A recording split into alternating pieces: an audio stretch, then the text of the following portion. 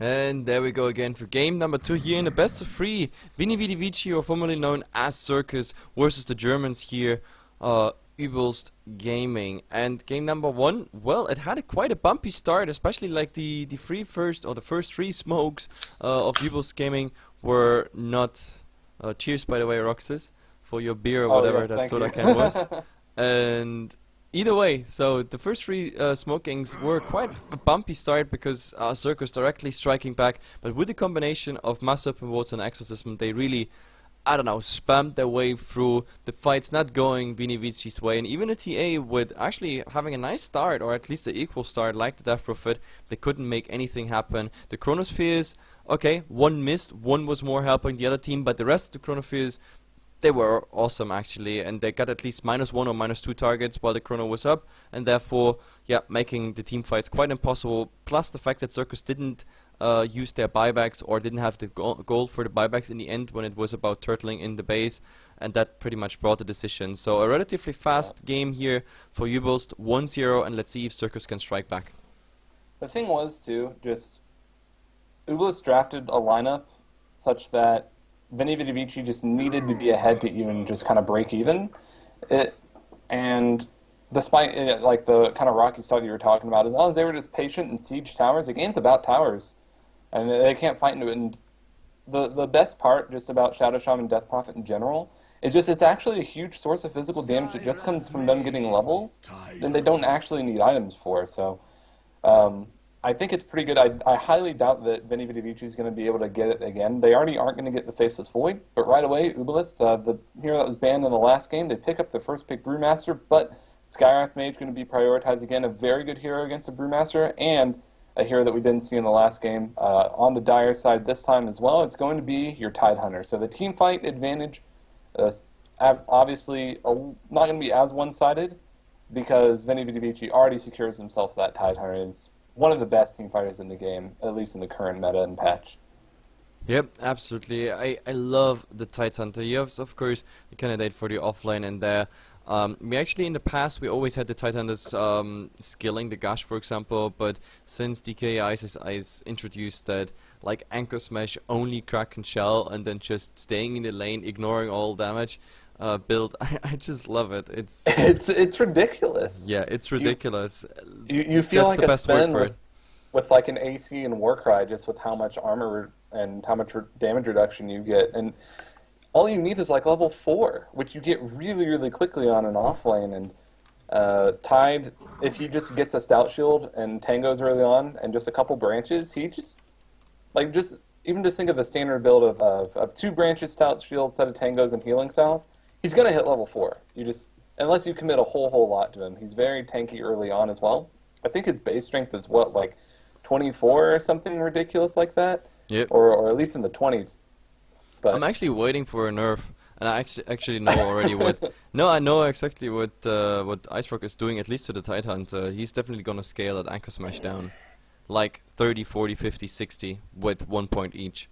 That's like I think yeah, that's the most reasonable. I think 60% at level 1 is pretty ridiculous. Yeah, but that's exactly what I mean. It's like you put 1 point in it, even if you don't want the Anchor Smash damage, you still apply the full value of minus damage applied you take just by 1 1% of point. their base damage for half mana, like 0.5 mana. It's 30 mana to reduce 60% damage. It's ridiculous. But laning aside, Uebelst does secure one of the best counters to the Tide Hunter in the Rubik.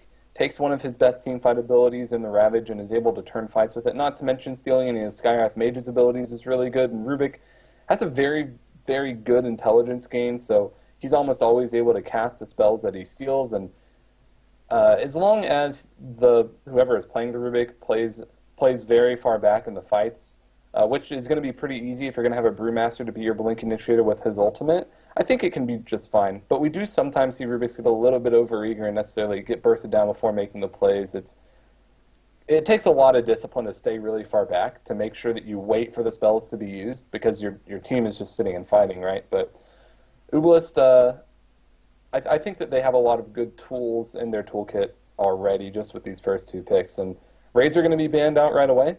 Yeah. Another great team fight hero with the Brewmaster, also someone that counters.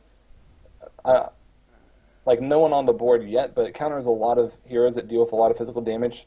They could go for something like a Wisp Tiny, Vinivici could, which would look very much like a Fnatic draft currently with the Skywrath Mage and the Tidehunter already on the board. It Probably would pick up actually something like work, a yeah. Piranha. But getting it through, that's the biggest thing.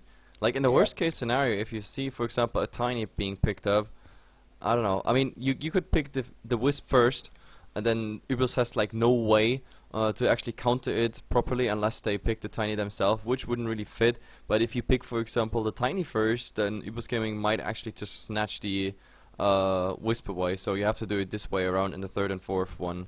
So, but yep, one more hero missing for the second ban stage. Mirana out, no Moonlight Shadow, and actually even it's funny, you know, like all the time I have been casting, and some viewers say like, oh, why is there like always like noob tier 3 teams that don't buy detection against Moonlight Shadow? The first one out yesterday, ESL, happened exactly the same thing. Like the first Moonlight Shadow, I swear, it always leads to either a kill or someone getting away with low HP or something else. Like the first Moonlight Shadow always has the biggest impact in the game, and for some reason, even though everybody knows and even the supports have the money, they don't have the detection against the first Moonlight Shadow. It's quite hilarious, and that goes through all Dota scene, like absolutely independent from region or tier of the team.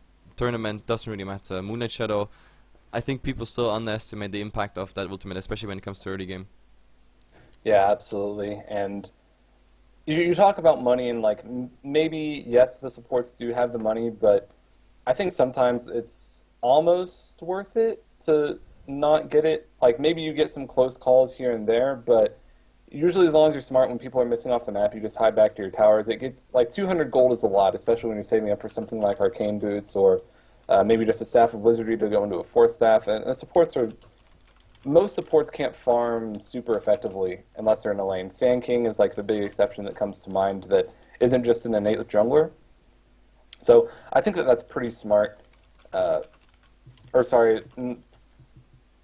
think that the opportunity cost of having the detection for the Moonlight Shadow is like kind of arguable. It's not like you should always get it, but still, it's a very annoying thing to deal with. Vinivici, though, they're smart, and they ban out the silencer this game, so no dealing with silencer, Panda ultimates, getting no ravages, and they pick themselves up a Bane. Yep, a Bane. I mean, the Bane is quite nice, even though it's not the best disable against the Brewmaster. I mean, the Bane is already looking forward to just getting telekinesed by the Rubik, or if the Brewmaster ultimate is already out, there is potentially 2 Boulder Tosses coming his way, plus of course the Cylon, and I don't know, it's only very useful if you get the Brewmaster in there, into the Fiend's Crypt, don't get interrupted, and you get him down before he rescues himself into the Primal Spread. Then it's very useful. I would have liked the Shadow Demon a lot more. I almost always prefer Shadow Demon to Bane, and with the Skywrath Mage on the board as well, I think that's very powerful. I think the biggest advantage for Bane, though, is just that he has a disable that goes through BKP instead of just a slow, and he's a lot tankier than a Shadow Demon. Plus, also Enfeeble and Anchor Smash means that if Uebelst does pick a very heavy right-click carry, then they're not going to be able to right-click very much because Enfeeble and Anchor Smash is going to remove almost all of it, but they can just as simply just not pick a very heavy right-click carry. So they definitely have a plan with this. Maybe it's just a support that they feel a little bit more comfortable with. So it might not be the quote-unquote best pick, but it's probably just the best pick for them. And they follow this up. Uebelst picks up their Shadow Shaman once again. So kind of similar to the Vengeful Spirit, Shadow Shaman having multiple forms of disable. Not a whole lot of burst damage, but both supports that scale very well with farm. Yep. And Vinivici picks themselves up a carry Wraith King. I definitely like it. I mean, I'm a huge Wraith King fan. Like, it's a very annoying hero with the freebie ages pretty much on him, as well as, like yesterday, for example, on the ESL, we saw also a support Wraith King, and I'm always, in each and every draft, like, people that know me and follow me here on Heflatv, they know it. Every time I say pretty much the same thing. It's also an awesome support hero because you can transition into damage very fast. And yesterday on the ESL cast, for the Germans that actually watched it, you saw it. Like, we had a Wraith King, I don't know, that was Sanga Yasha, BKB, PTs of course, then Abyssal played. Like he was 6-slotted at the end, so he, like a support, transitioned into full damage as he would have been farming from minute 1 on, and that's the potential you have in a Wraith King. So all you have to do is of course be active, keep the game equal all the time, and then just bench everything on the late game, because you know you have supports that will follow up, and in the end you stand there with like 3 or 4 cores, even if you look at the Wraith King. But then again, Vini Vidi Vici, they have no second core so far, and I think guess they can pick a TA here. a TA I think they pick TA again, but against Evoker is not the best one though. Again, I disagree slightly. But let's talk about the Invoker pickup. I think that was really smart, just because Quaswex is really good against this lineup. Both Wraith King and Tidehunter are going to look to initiate, and their inherent low mana pools are quite good. Not to mention, they don't have a whole lot of physical damage, which Invoker is going to build into later in the game just by virtue of getting levels in Exort. But the reason I think a Templar Assassin is going to be working well again is maybe teamfight-wise, as the laning phase breaks down, maybe she isn't the greatest against Invoker, but she does really, really well against him in laning. Yeah, there it gets banned. But it also would have worked very well on the Dire side, because with Vampiric Aura and Meld, you can take Roche really, really quickly. So really smart to see the Templar Assassin banned. And Vini Vidi Vici, they were thinking there might have been some sort of all-in push with the Ross Awards and a Necrobook Exort Invoker, so they ban out the carry Pugna. yep, carry Pugna. Okay, you can do that, sure. I mean, that would have been. I mean, it would have. It's really good against Wraith King. Yeah, as well. it is pretty much. Especially because of the ward and everything. But I don't know. It takes out it definitely takes out the second push potential of Uebelst Gaming. Like they did that already in game number 1. We saw the combination of Master and Woods plus Exorcism. This time, of course. Ooh. Whoa, Phantom Assassin. Okay. Now I was talking about like Vini Vidi Vici lacking a second core. Now we got it. That it's a Phantom Assassin mid. Yeah, that's I think the Invoker definitely goes Exort now, because PA, I'm pretty sure she has the lowest gain in the game. So that's 3 pretty low intelligence heroes that are going to be looking to use their spells constantly in the Tidehunter, Wraith King, and the Phantom Assassin. So Quaswex Invoker here is just incredible. So a little bit risky to pick it up. I think that Vini Vidi Vici once again set themselves up in a position where they really need to do a lot in the laning phase. And Uebelst, I really like this pick now. Anti-Mage. Works very well with Invoker just in general, because Invoker has a lot of crowd control that helps set up for the Anti-Mage, who has a lot of physical damage. Not to mention, he does incredibly well against Wraith King and Phantom Assassin both.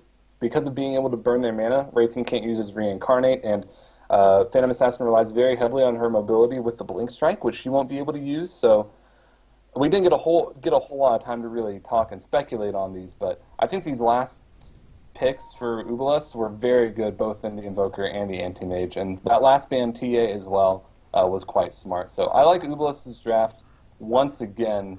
So Well, I think it's a tiny bit too greedy, but let's see. I mean, Anti-Mage versus when it comes then really late game versus a Mortred, that's quite interesting.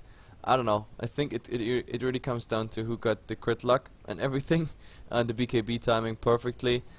I don't know. I would still go with Sirkus draft here a tiny bit, because I mean, Fed Ravage, they have at least some sort of lockdown for the Panda. Like they have to prevent the Panda of getting the Primal Split through, but this is definitely a hard task. Like I think they have to deal with the Prolings either way, because I don't think that Bane is enough to get that Primal Split prevented. That's the big thing I don't like about their draft. But everything else, when it comes to greediness, I think with the lifesteal they get out, this will be a double lifesteal, then some early roaming potential, the big Ravage, and all that against Anti-Mage, who needs quite some time to come online with his farm. Let's see. The only thing, of course, Uebelst has is definitely better pushing potential. Absolutely. I mean, they couldn't go on the towers with the Prolings tanking up everything and the Master Open Wards, so I think they might actually have some faster gold influx right at the start. But let's see. It depends how fast Avi gets his level up. I mean, right now, our last game we had Ida actually playing it, and now he's on the Rubik, so let's see what his performance will be. I mean, stealing, for example, the Fiend Script is a very easy thing to do since it's a channeled spell, but, well, we're gonna Too bad see. you can't steal Reincarnation, right? That'd be funny. Yeah. just think about it, man. I don't know, but either way, we're gonna go for a fast team introduction. The last one, like, just came into the game here of Vini Vidi Vici, and yeah, I already mentioned it. Ada is now here on the Rubik. We have Avi playing this on the Shadow Shaman, so they swap pretty much around. Gasha now just on the Invoker. Wern playing the Brewmaster, and Sky just the super farmer here. He has to get the most farm, get that anti-mage online as soon as possible, and well, let's see. Yep, absolutely. So, looks like we're going to have a little bit of a meetup here, and going into the Radiant Jungle. I'm not sure exactly why. Looks like maybe they want to put some wards down just in case they want to go aggressive against Sky. But instantly scouted out, and Anti-Mage with his high base movement speed, 315, he'll be able to get away. Yep. Bane has the same. He's already skilled Nightmare. And it's 5-5 here in the jungle. Who goes first? Is there anyone going in? They eat through the trees, fall from back, but yeah, Sirkus, they decide to just go back because They know where it's the too ward risky. is, too. Like, the ward is always just right by this tree. So, they should be able to get the D-ward. I think that Rubik had sentries on him, so maybe he just holds on him for a bit, and it looks like they might want to go for... Oh, they find Nightmare. Avi here. That is a bit out of position, and now, I don't know, there is a concussive shot, a second slow, and of course, that's enough for a first blood. So, a nice start for Vini Vidi Vici. They didn't get it in the first round when there was like a super encounter of 5 versus 5 in the jungle, but Avi, I don't know, being out of position, also being seen by that ward here, easy going for them. So let's see where the other walls come out. We have one here, pretty traditional one, of course, in the mid. I already mentioned this one. Nothing else is coming out so far. We have to check where the wards are actually up on which hero. The Rubik is the one responsible for the sentry wards, and Wern doesn't have a ward. Where's actually the second ward? Avi had it. Okay, I think this one is supposed to go for the bottom rune vision, but yeah, going there again might be a mistake and might actually lead to a second kill. So let's see. Yeah, absolutely. We'll see here. Anti-Mage does have Blink, so it'll take a lot of burst here. The Concussive Shot, since he's skilled out level 1, is going to do nothing. An Arcane Bolt would be a little bit more helpful, or an Ancient Seal. But yep. it is going to be aggressive. I actually think here in this one, they could have put the ward behind the tower. That would have been worth it, because since it's a dual lane at the moment, I think they could make something work on Avi again as soon as he's behind the tower, maybe even trying to pull. I mean, he can't really pull because there's a nice sentry ward, of course, here blocking the camp, but, well, let's see. Have you ever seen this? What? EDE did something amazing. He telekinesed this satyr to the high ground and used it to pull the lane. Yep, it still works. I've never seen that before. Really? No, this is old school. This is very, very old school. That was all the time already possible.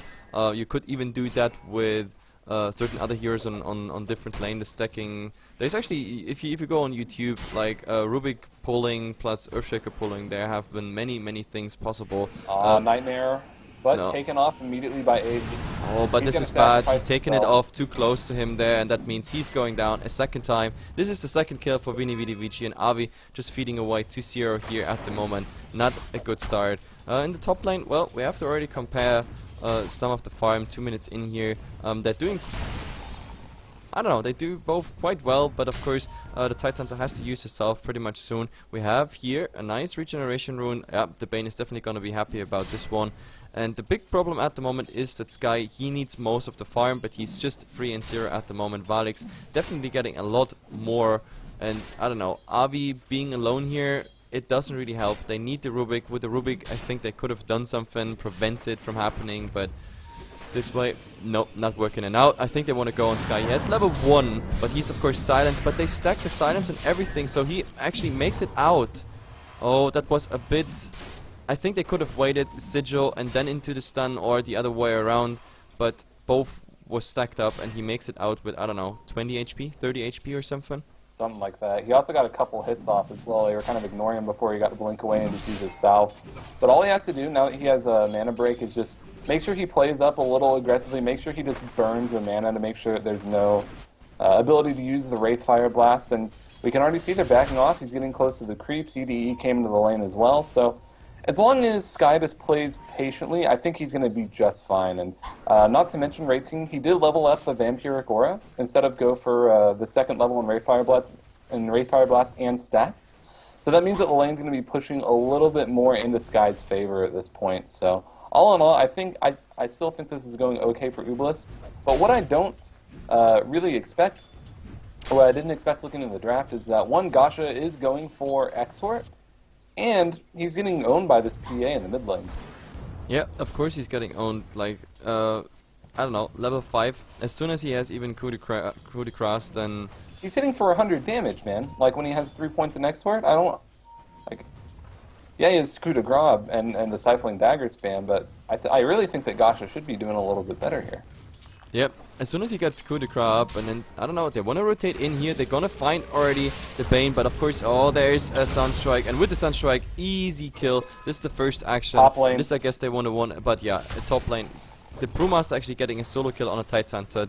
That is huge. Yeah, that was really huge. That is, under normal circumstances, not possible. I guess he overextended there just a bit, not going back, not having enough regen whatsoever, but I think they want to go for more with the next, I don't know, with the next Sunstrike, which would be available in 5 seconds. They could make something happen again on the Skyref because Valix, he has no mana whatsoever, and there it actually comes. They want to already go. There is the second Sunstrike, and boom, Invoker getting the second one done here. So yeah, you were asking for Exort. There we go. And now there's a slow here on Gasha. Actually, he has nothing invoked. There is the Brain Sap. So now, oh, that was actually beautifully done. They have to go out of the ice wall here. And now with the next Stifling Dagger, he just needs a damn crit. Where are the crits? No crits whatsoever, but they don't even need it. Just a kill. Wonderfully done. We didn't really talk too much about the solo kill on the Brewmaster for the Tide, but I think that's we kind of need to make a big deal on that, just because those are the 2 Blink initiators for each of their teams. So now Weem is going to have his levels earlier, and he's going to have his Blink Dagger earlier. So but this time they interrupt the shackles, and therefore Valix not dying here in the Sunstrike.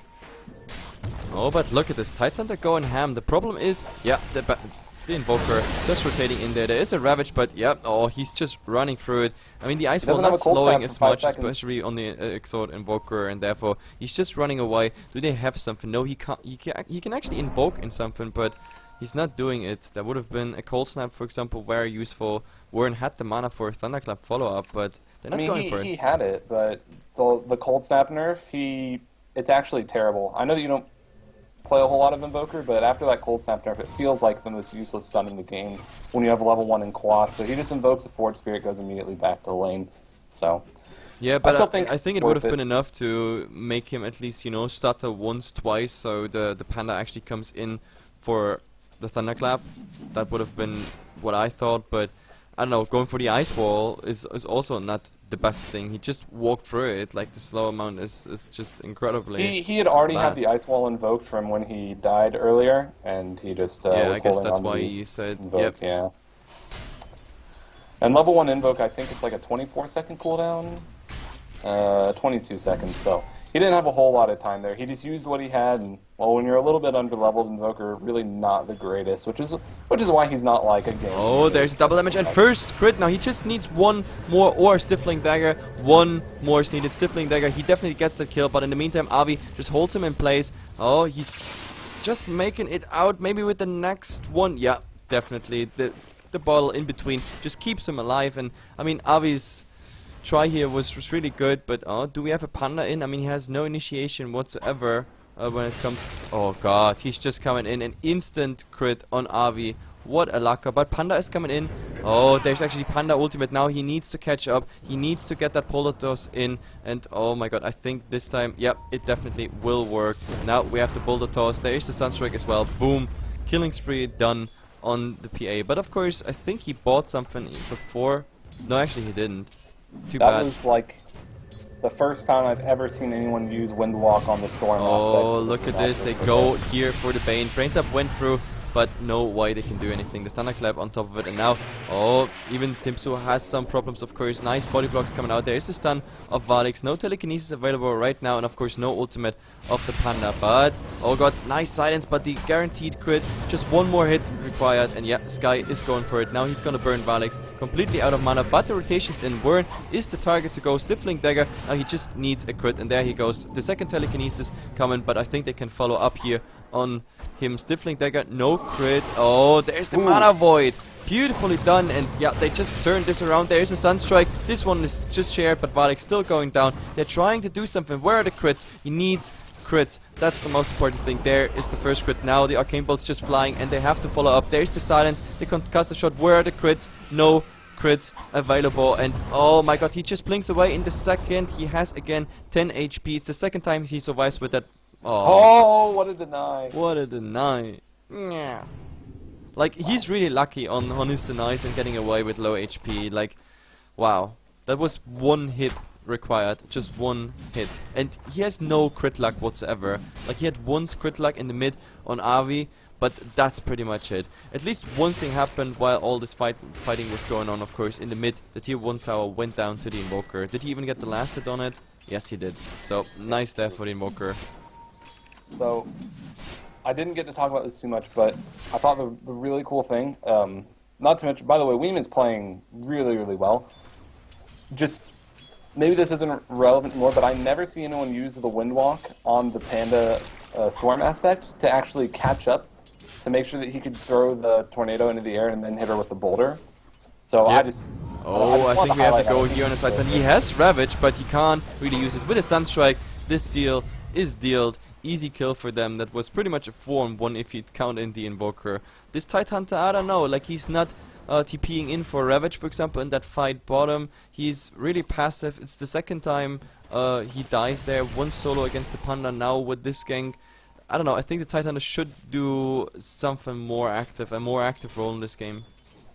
Yeah, absolutely. He kind of was just waiting for his blink, but he got a lot of fluff. He got the Arcane boost, he got a Magic Stick, and a full-on Ring of Basilius, which could have been almost a blink, and maybe he's thinking, I just have the initiation from the blink track from the PA, not to mention I have the Skywrath from the Bane, but he's not putting any pressure on the AM as well, which I think is the most important thing, because they left Valix to go 1v1 against an AM, but Wraithkin can't do that.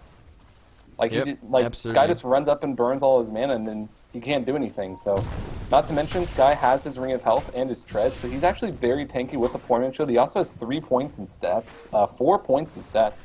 Or, sorry, 3 points in stats. Oh, in the mid, there is... Oh, but he takes it off with his Forge Spirits. Yep, that's beautifully done. Nice and fast reaction there, actually, of Gasha. So, in the meantime, yep, there's a Cold Snap, of course, on the PA, just preventing him from just jumping on the Invoker. He has to be really careful, but also being careful. Yeah, the Tidehunter, they want to go for him again. I think Sunstrike is already invoked. No, actually, he might actually invoke in now, and there is the Shackles. Sunstrike coming. It's pretty much a deja vu, but now they're coming in, and oh my god, he TPs directly into the Mass Serpent Wards, gets stunned with a Boulder Toss. That's a lot of damage. He's still not dead. Maybe he can, yep. Oh, this one, but the Panda will be enough. Fire Panda with the mini Radiance, in fact, just getting him down, just burning him to death. Yeah, absolutely. And this is going to be a tier 1 tower as well. Nightmare is going to be on to 1, though.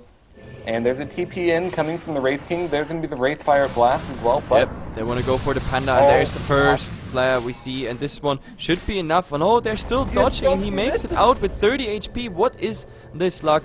But oh my god, he tries a right click, another right click this time. The second one not missing. This mischance, of course, is horrible. In the meantime, Ida is getting cleaned up by the Tidehunter. That's the first kill for him. But of course, we have Uebelst at the same time, 50% chipping away here from the mid tower, and Sky is also working on the tier 1 tower bottom. I don't know, that's the biggest problem. Uebelst at the moment occupies Vinivici's time with only 3 people, and they even are successful getting kills, and the other 2 are just busy farming, getting really fat, and even pushing the towers. So when it comes to effectiveness, Uebelst wins this. Yeah, absolutely, and I think they just, once again, this is almost a completely different lineup than what they ran in the last game, but they draft the lineup, they know how it's supposed to go, and they're playing to it, which I think is their biggest strength. Whereas I feel like Vinny Vici are kind of just picking their lanes more than anything else, which has its own merits, of course, but in the grand scheme of things, and Dota's an execution-based game. That's why we play it. That's why we don't just look at the draft and just say, "Oh, okay, game's over," right? Yep, And absolutely. in And general, oh my god, like outplaying. top, bottom. I mean, there is 5 people of Uebelst. The rotations of Vini Vidi Vici not really coming at the moment, and I'm afraid at some point the Panda is just gonna initiate because he has the Blink Dagger. The ultimate 20 seconds, that's pretty much all that's holding them back, but it seems like they're only interested in the tower, and Shadow Shaman is gonna get the last hit, and like them going back, that gives me this 1 minute time to actually go and check the crafts. Look at this, Uebelst actually had an XP advantage of about 2000. With the last fight, Vini Vidi Vici was pretty much striking back there. When it comes to gold, Vini Vidi Vici was actually doing quite well, even better than Uebelst. But oh, we have a fight here, Valix, but instant blink out. Javi just hacks him. This is only a level 1, of course, 1.25 seconds. But they want to go for more. There is a blink initiation, and there's the second stun now on Avi, and maybe... Oh, there is not yet a Fiend Script, but there is a silence directly. And this time the Fiend Script flare. Everything perfectly done. 2 down, and maybe they want to go for it. Oh, is there a stun? Yes, there is. Make it free down for Uebelst here. Too bad. This was a nice initiation, but of course, talking about effectiveness, Sky still farming. Sky is still farming. He's, all things considered, gonna have his Battle Fury treads probably around like 16 minutes or so, or maybe a little bit better, which is okay for being aggressive tri-land against. And like I just keep saying, they just keep playing their lineup really well.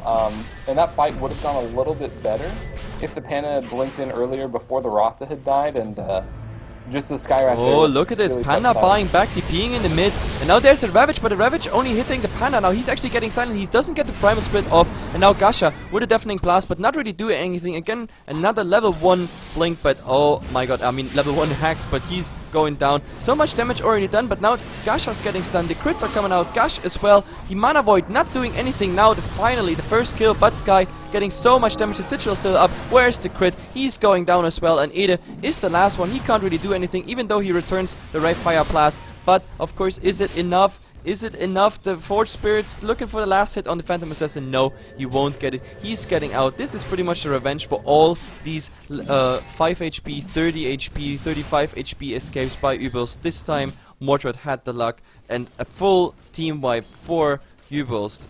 Perfectly done. So, Skywrath was the biggest turning point in both of those fights.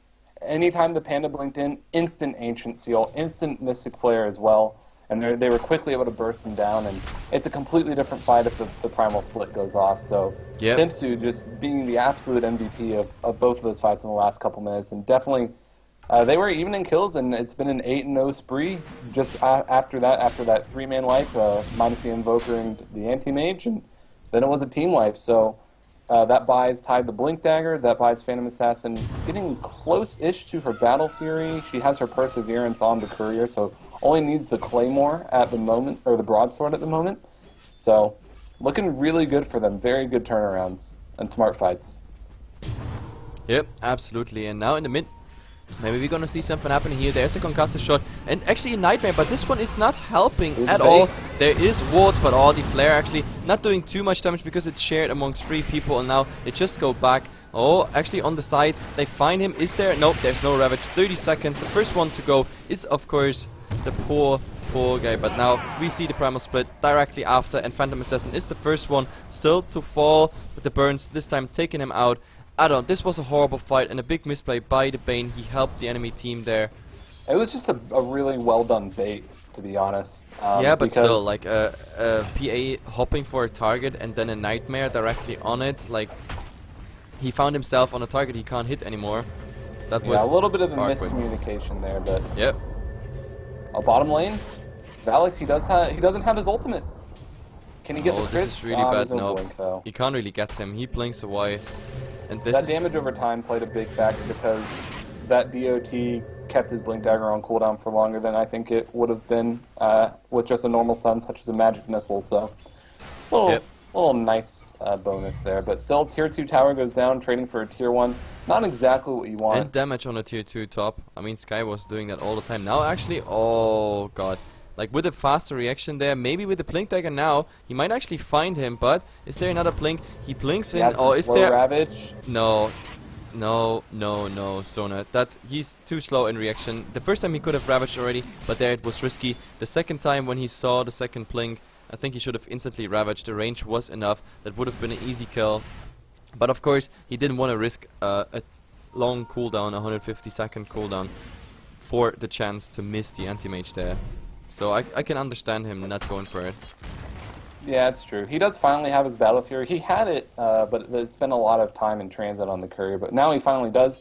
So Battle Fury treads at more like 17 minutes-ish, finally gets in his inventory at 18 minutes. Really not that bad. It's going to be a long time before he has that Manta Style, though, and once he has that Manta Style, he can remove the Ancient Seal. That should be the timing that Uebelst is looking for. It should also be when the Necro starts coming out on Gasha as well, as the Blink Dagger on EDE and Rasta. Maybe already has his Blink Dagger, so I think all the items are coming up online pretty early, but getting a fortuitous double damage going to be allowing Vini Vidi Vici to go ahead and take Roshan, see if they can fight with that. That's also going to be in accordance with the Wraith King Ultimate as well as Ravage coming up, so this next fight's going to be very, very important for them. Yep, absolutely. And now they do Roshan. It's about time, 19 minutes into the game.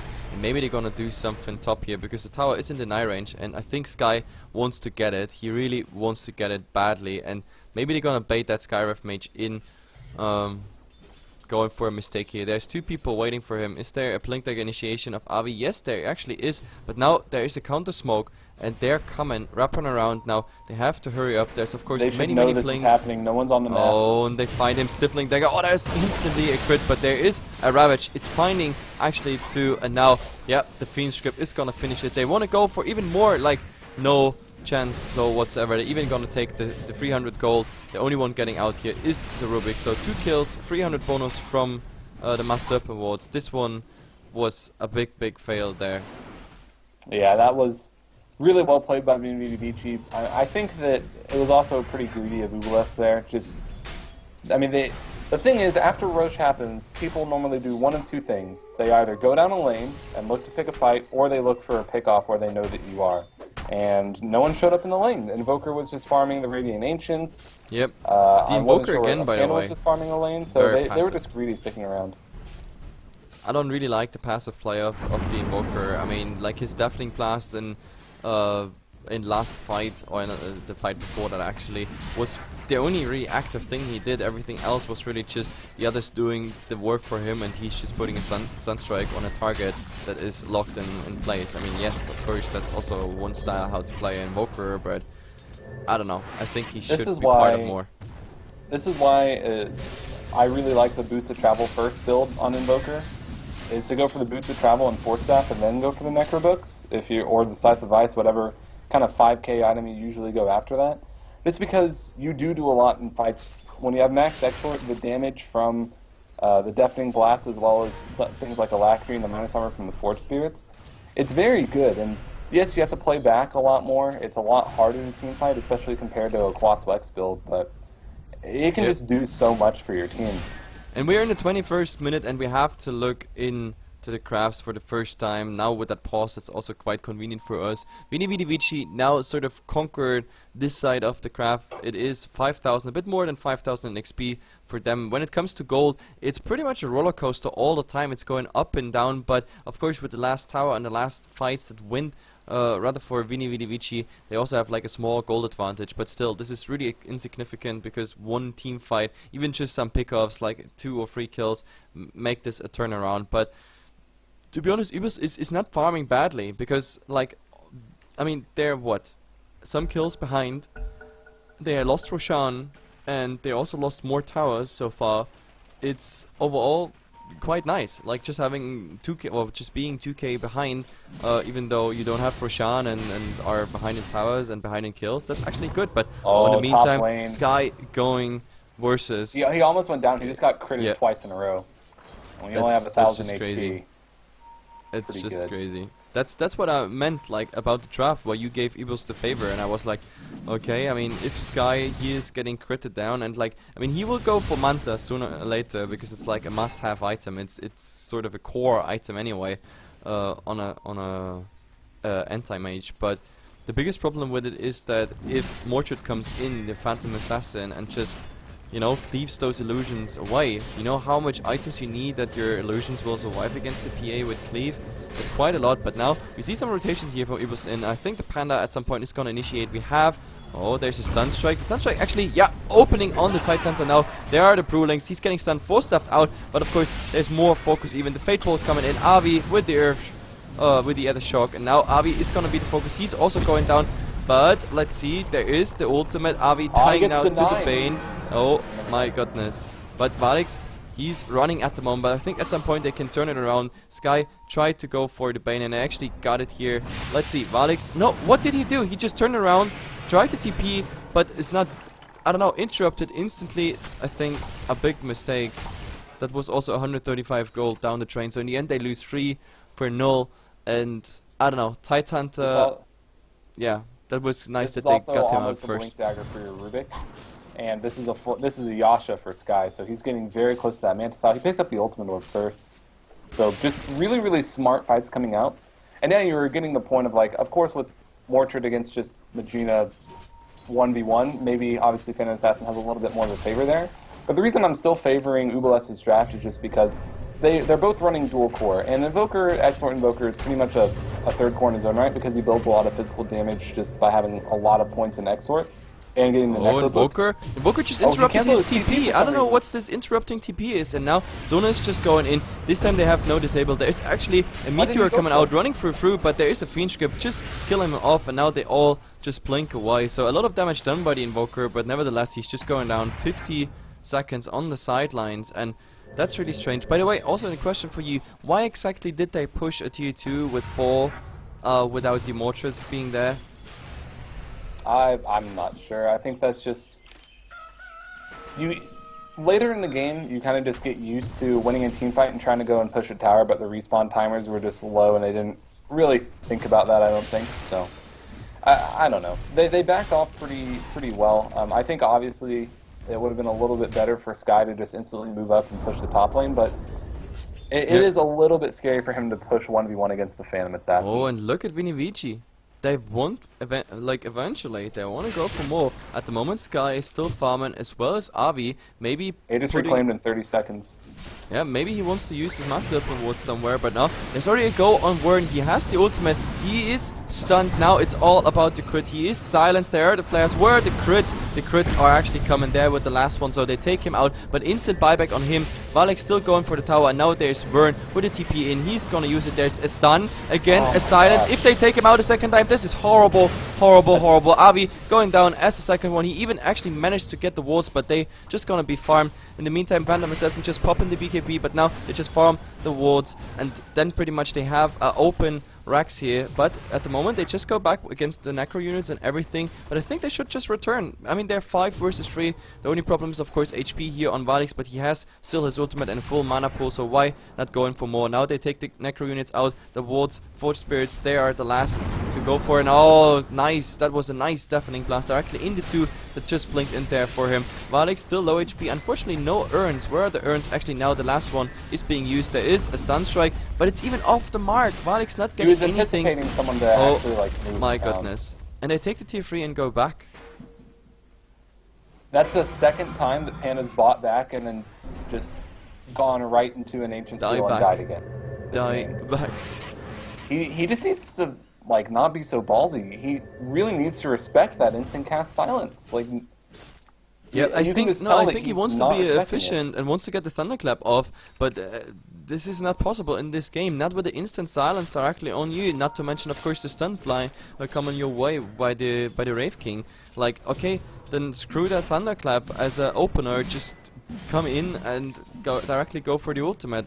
I mean, it's the second dieback for him, so I think the third time he should learn and just screw that Thunderclap as an opener and go for something else. But of course now we have Mordred here being open, and Avi, oh my god, there's the BKB, and now he can just finish him off. There is one fat crit and they just go for it. Maybe he even wants more. They're actually the Invoker. No, he doesn't go for the Invoker, that's too bad. With 2 lucky crits he would have taken him out, but he's just focusing on the Forge Spirits, and that's pretty much it. But yeah, that's the power of BKB here on the Mordred.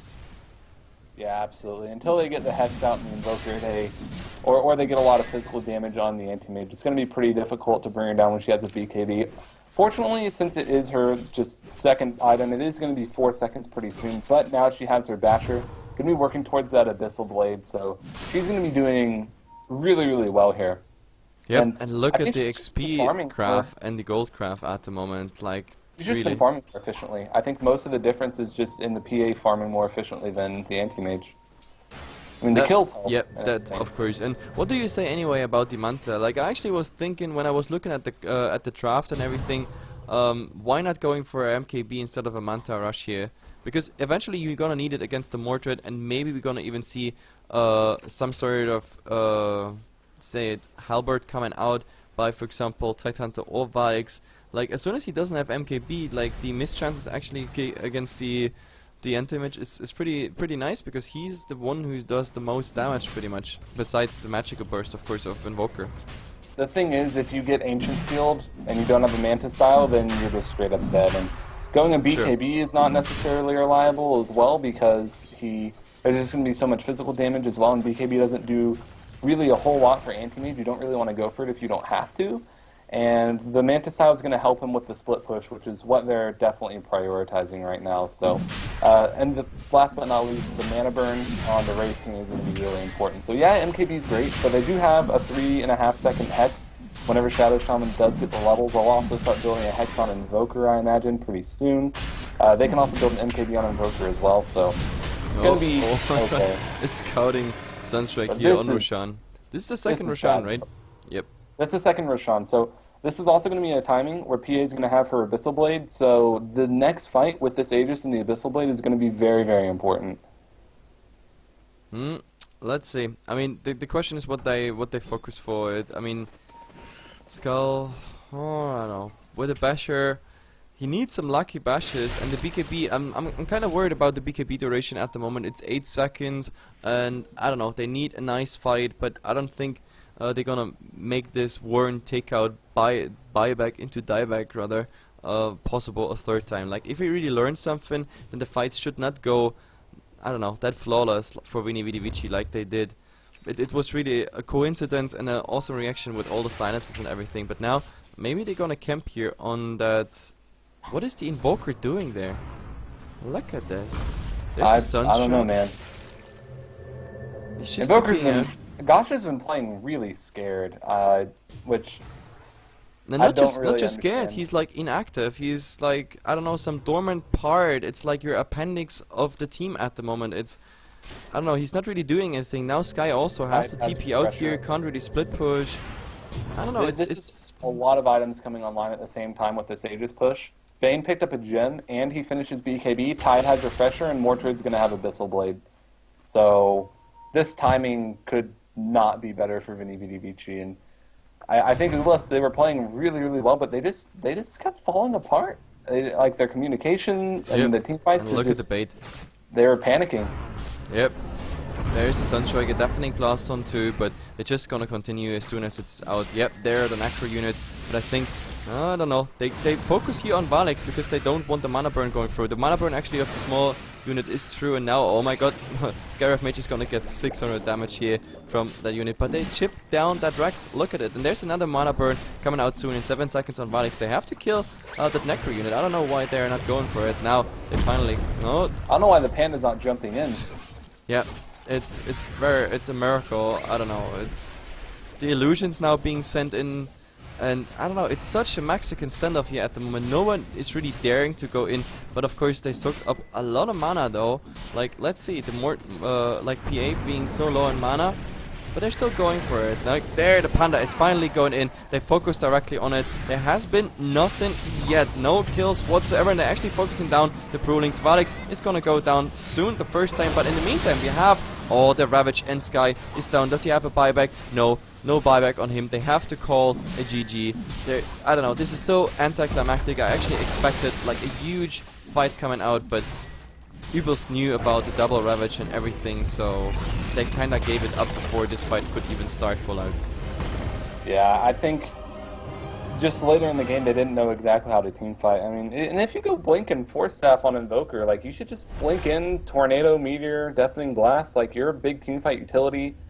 I don't know. And the Rasta also going for the blink instead of going for a Ghost Scepter. I think the Ghost Scepter would have been a lot better. Look, they had 4 blink daggers and they had no team fight initiation. I think that was just, as the laning phase broke down, Uebelst just got very, very confused as far as what they wanted to do. Whereas in the last game, as the laning phase broke down, they had a very clear plan and executed it quite well. But still, Yep, very it's a good 1-1. That's perfect for us. Pretty good. Yep, So we'll go that ahead means and we go get into to game number 3 here in this best of 3 of the GG League. My name is Heflatv, casting me is Roxas, and in about 5 minutes we are back with game number 3. Yep, game number 3. See you in just a bit. Don't go anywhere.